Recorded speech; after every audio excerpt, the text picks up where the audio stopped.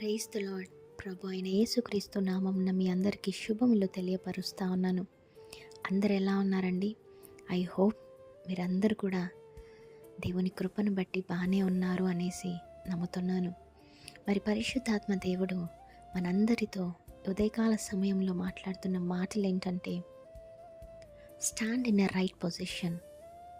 మరి వాగ్దానం చూసుకున్నట్లయితే నీతిమంతుడు, మనం ఇంగ్లీష్లో కనుక చూసుకున్నట్లయితే రైటియస్నెస్. మరి రైటియస్నెస్ని గ్రీక్లో డికాయోస్ అంటారు. మరి డికాయోస్ అంటే just, fair, morally upright, conformity with a divine or ethical standard. ఇలా చూసుకున్నట్లయితే అనేక మీనింగ్స్ వస్తాయి. మరి ఈ వాగ్దానము ద్వారా దేవుడు మనతో ఏం మాట్లాడుతూ ఉన్నారంటే, నీతిమంతుడు ఒక్కడును లేడు అనేసి పరిశుద్ధ గ్రంథం చెప్తుంది.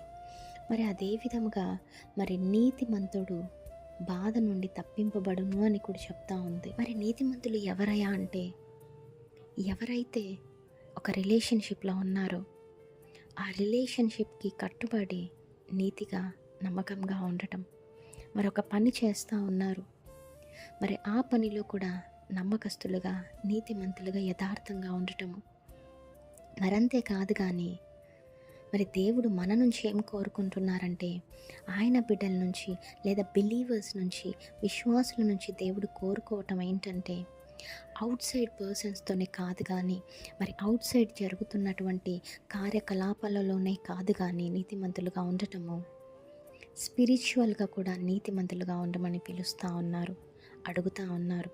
మరి స్పిరిచువల్గా ఏ విధముగా అయ్యా అంటే, ఎప్పుడైతే నీవు ఆధ్యాత్మిక జీవితంలో నీ దేవునితో నీతిగా, నమ్మకముగా, యథార్థముగా నీవు ఆయనతో నడుస్తావో, ఆయనతో సహవాసం, ఒక రిలేషన్షిప్ మెయింటైన్ చేస్తావో, అటువంటి వారిని దేవుడు ఈ సమయమున నీతిమంతులు అనేసి అంటా ఉన్నారు.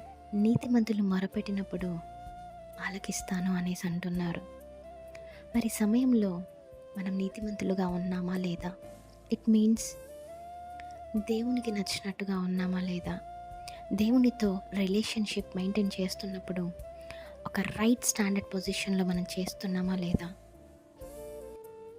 భౌతిక పరంగా కాదు కానీ, భౌతిక పరంగా నీవు ఎక్కడైతే నమ్మకముగా, నీతిగా, నిజాయితీగా ముందుకు కొనసాగుతున్నావో, దేవుడు అంటున్నాడు, నాతో కూడా అటువంటి రిలేషన్షిప్ని మెయింటైన్ చేయి, రైటియస్గా ఉండు, నీతిమంతుడిగా ఉండు, నిజాయితీగా నాతో స్నేహం చేయి, యథార్థముగా నాతో స్నేహం చేయి, నాతో రిలేషన్ కలిగి ఉండు. అప్పుడు నీకు ప్రతి బాధల నుంచి, ప్రతి ఇబ్బందుల నుంచి, ప్రతి అనారోగ్యాల నుంచి, ప్రతి ఆర్థిక ఇబ్బందుల నుంచి తొలగించి వారసులుగా, బ్రాండ్ అంబాసిడర్స్గా చేస్తాను అనేసి అంటా ఉన్నారు. మరి నీతిమంతులుగా ఉందామా?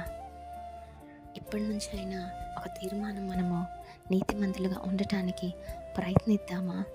ఆయన కృపను అడుగుదామా?